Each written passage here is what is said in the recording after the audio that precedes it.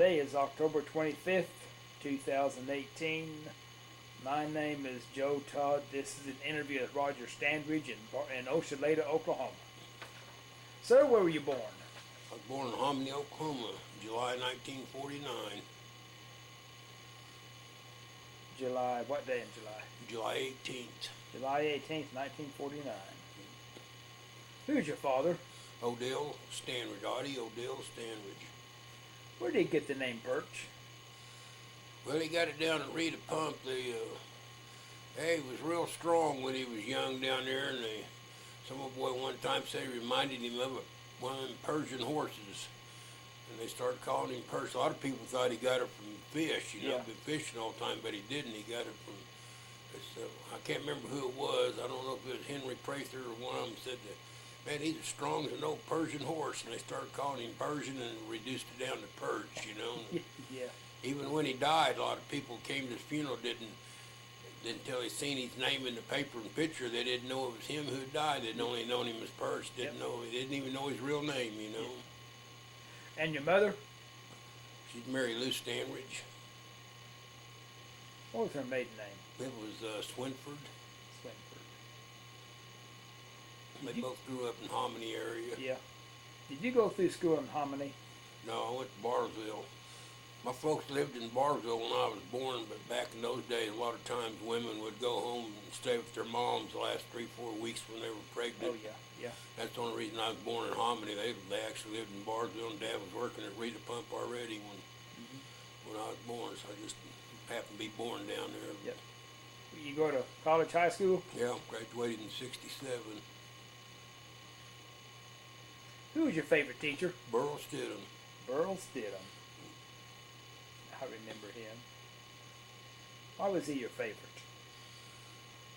Well, he instilled patriotism into me. I had him for a government class, and he was just the kind of guy I like, real American, and he'd been a football coach there, and there's just something about him that I really liked, He was honest, trusted. Yep.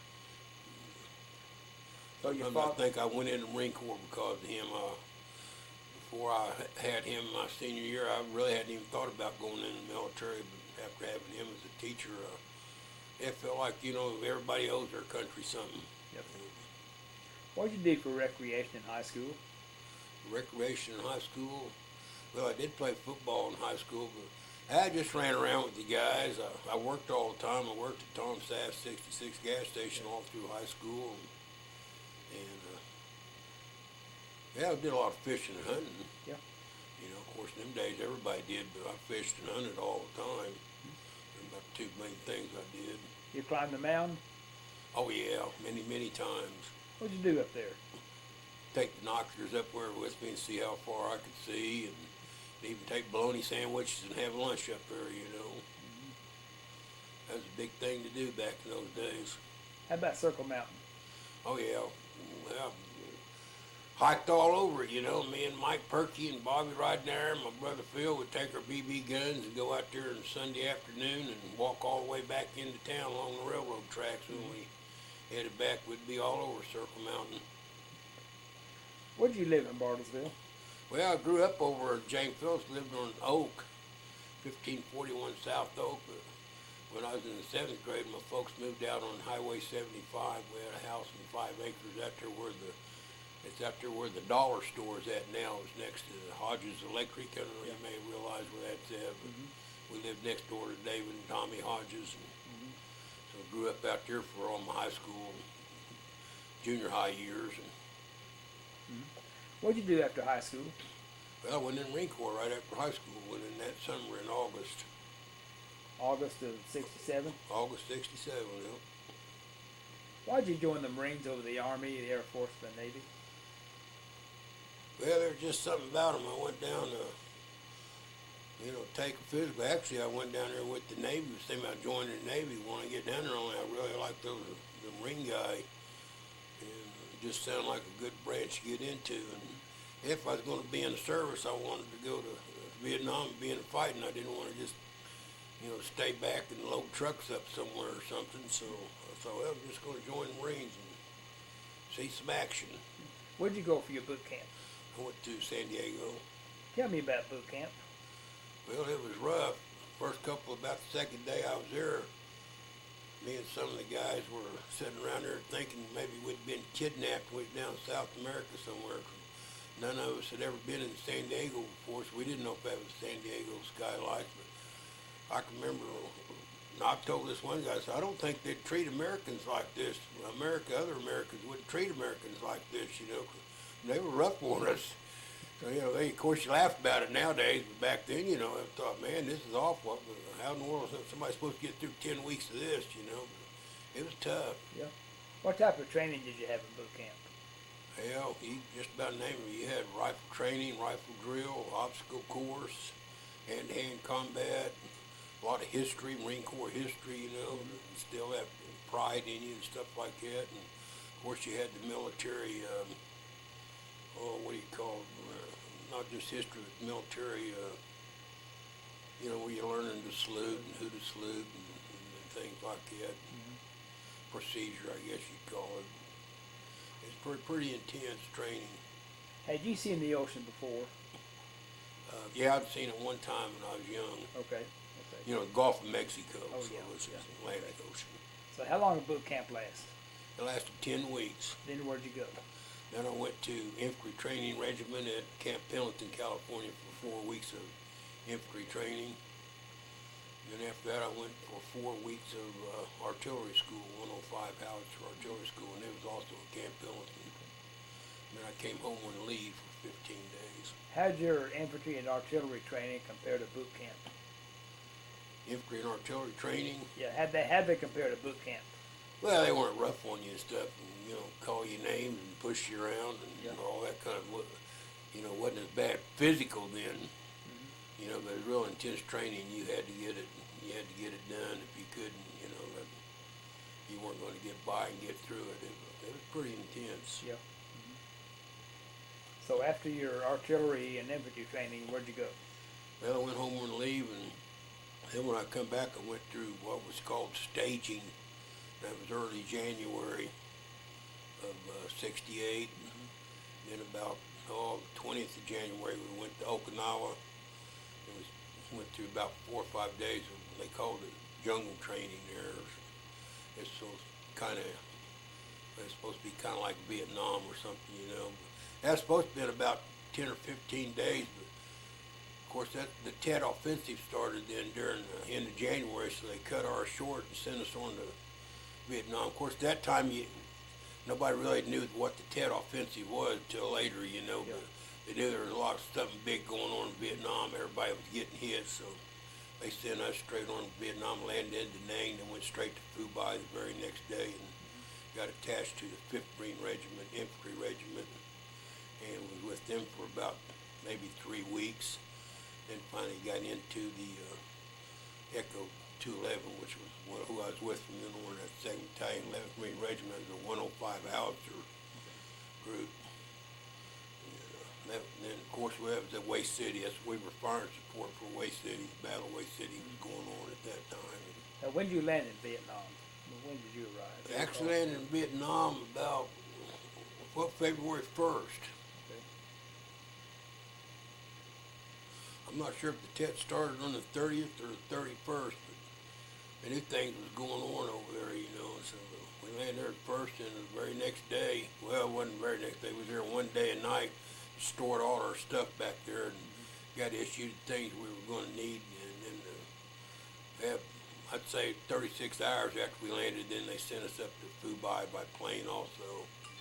We landed up there and then got sent out to the individual units. And that was the 5th Marine Regiment? Yeah, 5th Marine Regiment at that time, but actually I was in the 11th Marine Regiment when we were assigned to the 5th Marine Infantry Regiment. What division? That's 1st Marine Division. Okay, 1st Marine Division, okay. I think they were assigning, it didn't matter what your MOS was at that time, they needed infantry, and so people was being assigned to infantry, but then after just about, I'd say about 3 weeks, then they were sending guys back, and I was in artillery. Of course, at that time, I found out about a dozen of the guys there was all in artillery, would all been sent in there. But we were assigned to the 5th Marine regiment. From then on, that's who we did most of our firing for. Okay. You know. What'd you do with the 5th Marine Regiment? Well, we went up into Hue City, and it kind of went from block to block each day, you know, securing buildings, and a lot of firing going on and stuff like that. But I was kind of like on the second wave of the guys going in there with other guys in front of us, there was a block or two ahead of us during that time. And we was in there about 3 weeks, just slept on the ground every night, you know, and after about, like I said, after about 3 weeks, they called a bunch of us out. I know it was me and at least 5 other guys. You guys going down to Echo 211, you know, 105 houses. And they was only about a mile away from Hue City. They were shooting support, and they needed artillery guys back down there, so they took us who had artillery MOSs, you know, off the lines there and sent us back. And I was with artillery from then on. What were you thinking while you were in Hue? I tell you, while I was in Hue, I thought, shoot, if it's going on like this all the time, there ain't no way I'm going to get through 13 months of this. Nobody could, you know. It's going to be a long, long time, surely. You know, you don't realize at that time you're thinking this goes on every day. Like, I don't know how anybody's coming out alive. But after 5 or 6 weeks, it slowed down, you know. But it lasted all the month of February. Tet did for me anyway. I don't know if it did for everybody, you know. You don't know where everybody in Saigon or other places what's going on. But So what's a crew of a 105? a crew? Yeah. You mean like how many's? Yeah. Well, it calls for about 8 or 9, but we never had more than 4 or 5. And there were times when there was only 3 of us on one. There was a gunner and a gunner and a guy to do the loading, you know, and that'd be it. But, Now, is the 105, is it fixed ammunition? well, you got to put them together. Okay. It's an artillery shell, weighs about 68 pounds when it's, you know, put together, fuses and everything. You can fire, it'll fire up to 7 miles. Okay. And you could also fire direct fire. We had rounds called Beehive and Co-Fram that, you know, we could fire direct fire. We did a lot of direct firing also. So. Yeah. What was your job on the 105? Well, I was a gunner. Well, when I first got on the first few months, I was the one that loaded all the time. I was real strong. I could hold around in each arm and shove them up in that cannon and in the barrel with in the breech with my right arm or left arm, either one. So I was good at that. Of course, took a lot of pride in it. You know, got, wow, man, look at him, boy, he can go. So that makes you want to go harder and harder. You know, so. But I did loading most of the time. And what type of rounds did you have in the 105? Well, we had HD rounds, white phosphorus, you name it. We fired at illumination. Of course, most of the time, ones that we was firing was, you know, HD, which I can't think what high. I can't think what that stood for. But they had ones where we were firing at troops, you know, and a lot of ground troop stuff like that. Then they had one they nicknamed it a firecracker. It's really called a co-fram, but it was around that was for shooting at when you had a lot of troops out there. You were trying to kill a lot of people. It would bounce on the ground and bounce back up here and spread out about 16, 17 grenades, and it was used for mass killing of people, you know. And we fired, you know, quite a few of those at times. When we'd get reports from our forward observers, you know, where troops were. You fire the Beehive round? Oh yeah, we have fired the Beehive. Yeah, we have guys, you know, when North Vietnamese, Viet Cong tried to get into us, tried to overrun us, or try to get through our wires if we had wires set up. But we fire Beehive rounds where you could take out a lot of people with those. We'd have them set up where they'd go. Just as soon as they come out of that tube, they'd blow up, you know. And it had little metal darts in it, doesn't Yeah, it? little bitty darts. You see a lot of guys wearing them in their hats, you Yeah. know. Go out and find them the next day and put them in their hats and wear them. It always said it had about 3,000 of them darts in there, but I don't know. I don't really know if they had that many or not, but they had a lot. Okay. Where was the 211th based? The what? The 211th, your second? 2nd Battalion, 11th Marine Regiment. Yes. Where were you based? We're An Hoa. Where? An Hoa, Vietnam. It was about 20 miles north of Da Nang. Okay. That was where it was based, but I never spent, you know, I was only in Vietnam almost, not quite 8 months, 7 months and about 20 days. But during all that time, I was only in An Hoa about 10 days. We were out on what they call missions all the time. We went out by helicopter with, they'd take one or two 105s out, and you'd go out and just sit up. You might stay, sometimes you might just stay a couple hours, or most longest we ever stayed anywhere was An Hoa Island. We stayed 33 days. Yeah. Because I know I went 33 days without any kind of a bath except the rain there, When we come back in, our clothes were stuck to our bodies. We had to peel our clothes off of us because we had to have a change of clothes and all that time, But Now, when you go out, how do you take the guns out?